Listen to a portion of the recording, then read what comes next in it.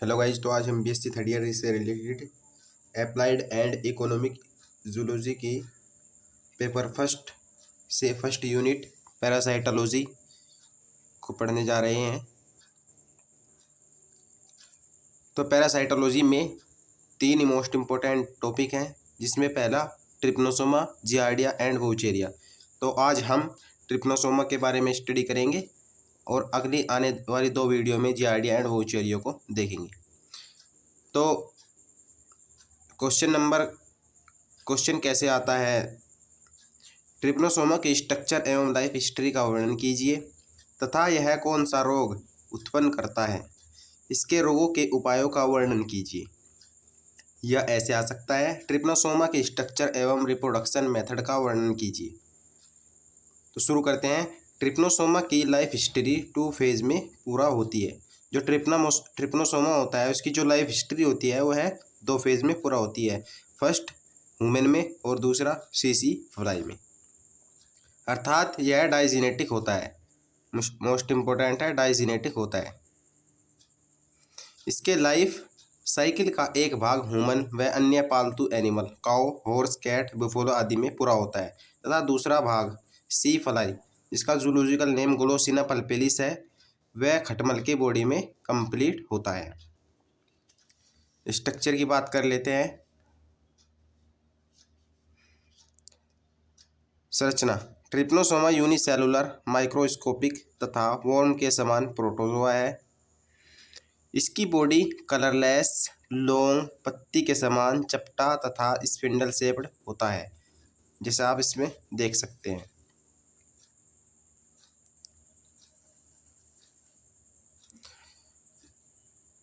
इसका अगला सिरा संकरा तथा पिछला सिरा चौड़ा होता है।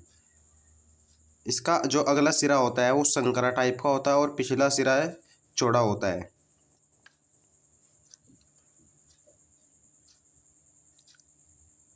थिक एंड मजबूत पेलिकल इसकी बॉडी को कवर करती है। जो थिक एंड मजबूत पेलिकल, जो एक पतली झिल्ली होती है, वो इसकी बॉडी को चारों ओर से कवर करती है।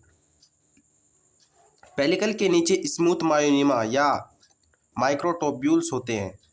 जो पेलिकल है इसके नीचे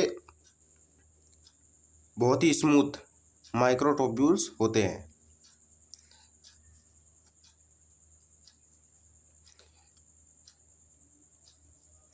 बॉडी के सेंटर में राउंड न्यूक्लियस होता है। जो बॉडी होती है ट्रिपनोसोमा की, तो उसके सेंटर में एक राउंड यानी कि गोलाकार न्यूक्लियस होता है। न्यूक्लियस के पीछे या पिछले सिरे के पास एक लंबी छड़ अथवा गोल पैराबेसल बॉडी पाई जाती है। जैसे आप इस डायग्राम में देख सकते हैं कि जो न्यूक्लियस होता है उसके निचले वाले हिस्से में, यानी कि जो इसका नीचे का पार्ट होता है या पिछला हिस्सा होता है, उसमें पैराबेसल बॉडी पाई जाती है। पैराबेसल बॉडी के सामने एक छोटा सा कण होता है। जैसे आप ये कण जो है छोटा सा कण होता है, जिसे बिलीफेरोप्लास्ट कहते हैं। इम्पोर्टेंट है, बिलीफेरोप्लास्ट कहते हैं। एमसीक्यूज में क्वेश्चन बन सकते हैं। उपयुक्त दोनों संरचनाएं एक पतले धागे के समान राइजोप्लास्ट द्वारा जुड़ी रहती है। जो पैराबेसल बॉडी और बिलीफेरोप्लास्ट होता है, वो ये दोनों जो संरचनाएं होती हैं वे राइजोप्लास्ट द्वारा जुड़ी रहती हैं।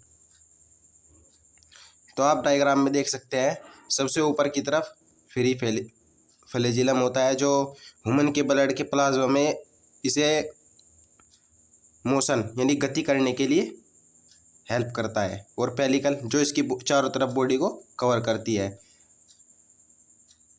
और अंडुलेटिंग मेम्ब्रेन होती है, न्यूक्लियस भी होता है, एंडोप्लाज्म इसके बीच में होता है। वोल्यूटिन होता है, ग्रेनुलस, बेसल ग्रेनुलस, पैराबेसल बॉडी। आगे देखते हैं।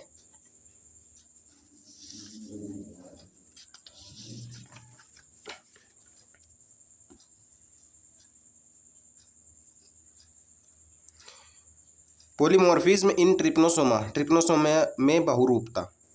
जो ट्रिपनोसोमा होता है वो कई रूप में पाया जाता है। जैसे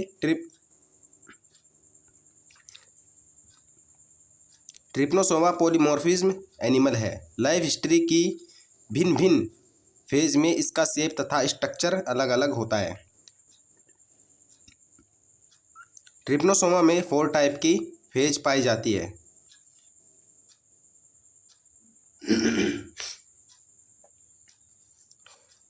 नंबर 1 पे है लेप्टोमोनाड फेज। बॉडी लॉन्ग तथा आगे से चौड़ी होती है, जिसे आप इस डायग्राम में देख सकते हैं। जो बॉडी होती है वो आगे से जो है लॉन्ग, लंबी और चौड़ी होती है। काइनेटोप्लास्ट तथा फ्लैजिलम न्यूक्लियस के आगे पाए जाते हैं। यहाँ पर रहा ये न्यूक्लियस, और जो काइनेटोप्लास्ट और फ्लैजिलम होता है वो न्यूक्लियस के आगे होता है।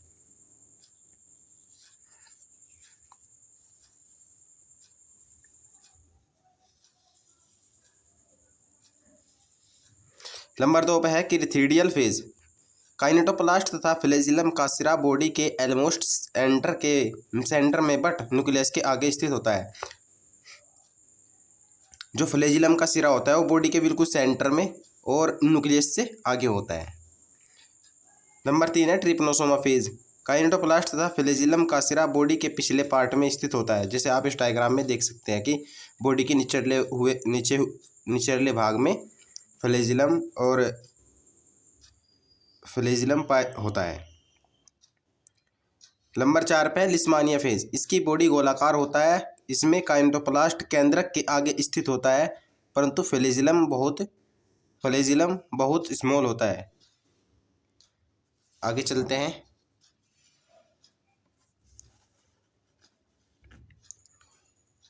Life cycle in man. तो सबसे पहला फर्स्ट पॉइंट है इन्फेक्शन। ह्यूमन में पाए जाने वाले ट्रिप्नोसोमा ग्लोसिना स्पीसीज की फलाई ग्लोसिना पल्पेलिस द्वारा एक पोषक से दूसरे पोषक यानी होस्ट में पहुंचाए जाते हैं।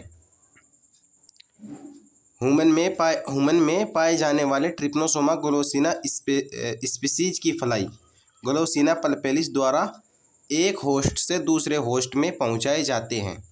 दूसरा पॉइंट है इन्फेक्टेड सी फ्लाई की सलाइवा ग्लैंड्स में ट्रिप्नोसोमा मेटासाइक्लिक फेज, इंपॉर्टेंट है, मेटासाइक्लिक फेज में रहते हैं। यह ट्रिप्नोसोमा की इन्फेक्टेड फेज होती है। दूसरा है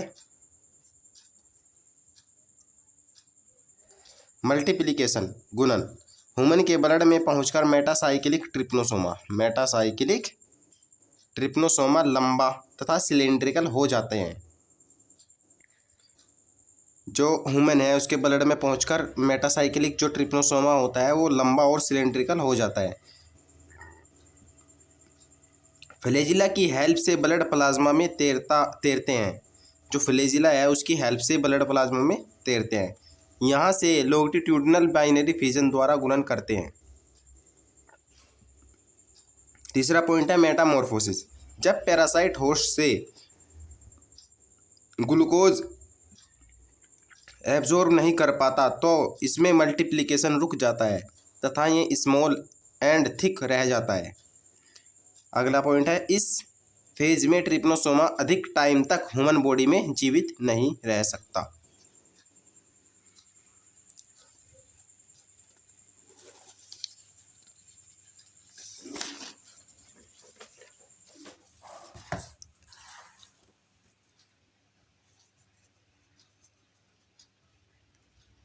कुछ शॉर्ट क्वेश्चन है। प्लाज्मोडियम आदि जंतुओं का माइक्रोस्कोपिक स्टडी क्या कहलाती है? तो प्रोटोजूलॉजी कहलाती है। दूसरा पॉइंट है सार्कोडिना वर्ग का सदस्य है प्लाज्मोडियम। ट्रिप्नोसोमा किसके द्वारा फैलता है? सीसी फ्लाई। चौथा है ट्रिप्नोसोमा की विभिन्न फेज के नाम लिखिए। Leishmania, leptomonad, crithidial, trypanosoma. सीसी फ्लाई की लार ग्लैंड्स में ट्रिप्नोसोमा किस फेज में रहता है? यो मेटासाइक्लिक फेज में। जियार्डिया के इन्फेक्शन से कौन सा रोग होता है? डायरिया। वोचेरिया ह्यूमन के शरीर के किस पार्ट में रहता है? लसिका वाहिनियों तथा लसिका ग्लैंड्स में। फाइलेरिया यानी पैरासाइट का इन्फेक्शन किस प्रकार होता है? क्यूलेक्स मॉस्किटो के काटने से। वोचेरिया के लार्वे को क्या कहते हैं? माइक्रोफाइलेरिया। ह्यूमन में स्लीपिंग सिकनेस रोगजनक है ट्रिप्नोसोमा। एक और क्वेश्चन मोस्ट इम्पोर्टेंट देखते हैं। पैथोजेनेसिस रोग उत्पत्ति एग्जाम के पॉइंट ऑफ व्यू से बहुत मोस्ट इम्पोर्टेंट है। मक्खी यानी फ्लाई के काटने पर पैरासाइट संक्रामक फेज में होस्ट के ब्लड में पहुंचते हैं और वहां से लिम्फ ग्लैंड्स में जाते हैं। धीरे धीरे ब्रेन तथा CNS यानी कि सेंट्रल नर्वस सिस्टम में भी पहुंच जाते हैं। जब ब्लड में रहता है तो गैम्बियन बुखार उत्पन्न करते हैं। लिम्फ ग्लैंड्स इंक्रीज हो जाती है। इसके बाद रोगी के लीवर एंड स्प्लीन जो में बढ़ जाते हैं। रोगी ब्लड की कमी के कारण पीला दिखाई देने लगता है। वीकनेस, हेड एच तथा पल्स रेट इंक्रीज हो जाती है। सेरिब्रो स्पाइनल लिक्विड में पहुंचने के पश्चात रोगी को बेहोशी आ जाती है तथा और एंड में उसकी डेथ हो जाती है। आगे देखते हैं रोकथाम। डिजीज़ को फैलने से रोकने के लिए पैरासाइट के सेकेंडरी होस्ट को नष्ट करना आवश्यक है। डिजीज़ को फैलने से रोकने के लिए पैरासाइट के सेकेंडरी होस्ट को नष्ट करना आवश्यक है, यानी कि CC फ्लाई को ख़त्म करना आवश्यक है। DDT पाउडर को घरों में तथा झाड़ियों में छिड़कना चाहिए। दूसरा है बेयर 205 एटोक्सिल पेंटामिडीन और लोमिडाइन तथा ट्रिपेरासेमाइड आदि देने से रोगी को रोग की फर्स्ट फेज लाभ होता है। पुराने रोगी को ओरसनाइन मेडिसिन दी जाती है।